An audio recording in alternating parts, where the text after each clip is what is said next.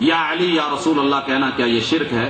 میرے بھائیوں، اگر تو کسی کو تکلیف ہو تو ہمارا مقصد دکھ دینا نہیں، لیکن اس سے بڑا دکھ کیا ہوگا کہ قیامت کے دن اللہ معاف کرے، اللہ معاف کرے، انسان اپنے رشتہ داروں کو دیکھے اور اوپر سے اور پوچھے ما سلککم فی سقر، تم تو میرے گھر میں رہتے تھے، تم یہاں جہنم میں کیسے آ گئے؟ یا ایھا الذین آمنوا قوا انفسکم واہلیکم نارا۔ تو بھائیوں میں نے کہا فلا تجعلوا للہ اندادا، قرآن کہتا ہے اللہ کے علاوہ کسی اور کو مدد کے لیے مت پکارو۔ اللہ کہتے ہیں، شکوہ کرتے ہیں لوگوں میں سے کچھ ایسے ہیں کہ جنہوں نے میرے علاوہ اوروں کو لے لیا اور انہیں آوازیں دیتے ہیں۔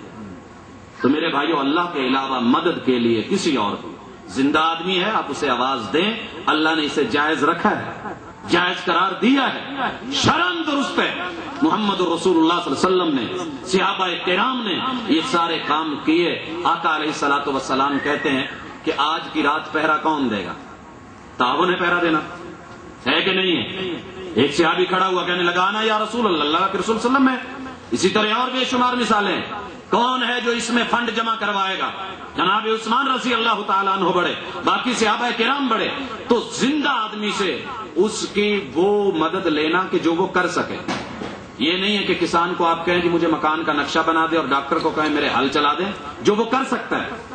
اور اس کے بعد اگر وہ شخص اس دنیا سے جا چکا ہے تو ہمارا دین اسلام، کتاب اللہ اس بات کی اجازت نہیں دیتے، اور خود جناب علی رضی اللہ تعالی عنہ اور محمد رسول اللہ صلی اللہ علیہ وسلم اس سے منع کر کے گئے ہیں۔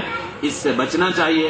اللہ تعالی ہمیں جو ہے یہ عقیدت کے ساتھ عقیدے کی نعمت سے نوازے۔ اللہ کا نام بھی العلیج ہے، تو یہ لوگ کہتے ہیں کہ اللہ سے پوچھے کہ اللہ نے اپنا نام العلیج کیوں رکھا؟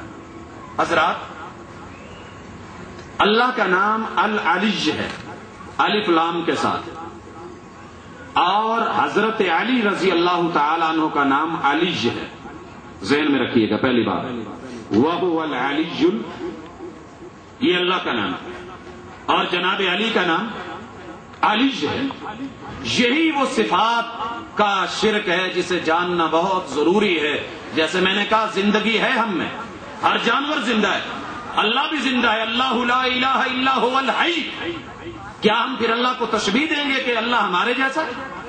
نہیں، معاذ اللہ، کما یلیق بجلالہ و اکرامہ، نام کی حد تک تو مل جل سکتا ہے، لیکن اس سے بڑھ کے نہیں۔ تو اللہ تعالی ہمیں سمجھ سے نوازے، توفیق سے نوازے۔ اسی کے ساتھ بے نماز کے بارے میں اسلام میں کیا حکم ہے اور اس کا جنازہ؟ میرے بھائیوں، دو موقف ہے۔ ایک کے نزدیک اسے جیل میں بند کر دیا جائے، اور اسی طرح یہ پیران پیر کا فتویٰ ہے کہ انہیں قبرستان میں ہی جگہ نہ دی جائے مسلمانوں کے، اور امام احمد بن حنبل، امام مالک اور دیگر بڑے اہل علم کا موقف ہے کہ یہ شخص بے نماز کافر اور مشرک ہے، اس کا جنازہ اور تدفین و تکفین درست نہیں ہے۔ سبحان ربک رب العزت عما یصفون وسلام علی المرسلین والحمد للہ۔